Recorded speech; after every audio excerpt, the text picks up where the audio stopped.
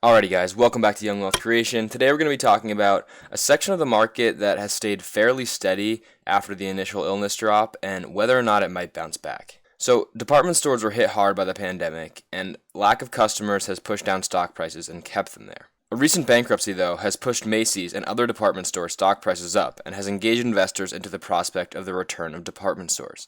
If you guys didn't see yet, Macy's, ticker symbol M, made a 6.31% jump this morning.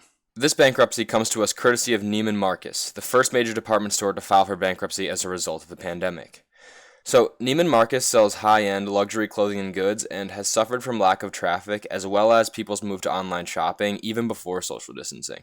It seems that the general department store business is shifting to the world of cheaper overstock goods in stores like Macy's as well as shopping online. Neiman Marcus' CEO, Jeffrey Van Rymdock, has said, "The binding agreement from our creditors gives us additional liquidity to operate the business during the pandemic and the financial flexibility to accelerate our transformation. We will emerge a far stronger company."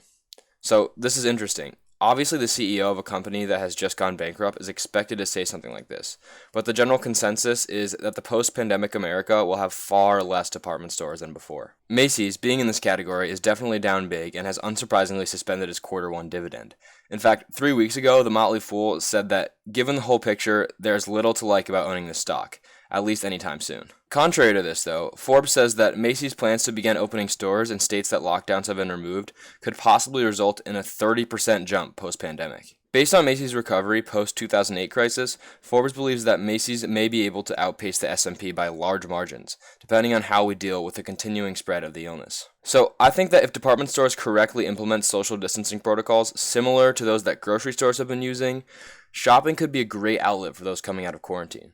Yes, unemployment is up big, but if there is one thing anyone knows about consumption-crazed Americans, they will do anything to get the dopamine rush that shopping gives them, regardless of how much money they actually have. And it's sad, but it's true. So, in conjunction with this, Simon Property Group, the largest mall operator in the US, opened 40 of its shopping centers last weekend.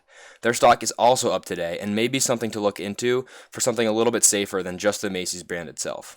Please keep in mind, though, that I'm not a professional and nothing that I say in this video can or should be relied upon as the basis for financial decisions. It will definitely be interesting to see over the next few days how the market reacts to store traffic numbers as antsy Americans start to leave their homes. Alrighty guys, that is going to wrap things up for this video. Please leave a comment below letting me know what you think about the return of retail shopping and how you think it will affect the economy. And don't forget to like and subscribe and stick around for my next video. I'll see ya.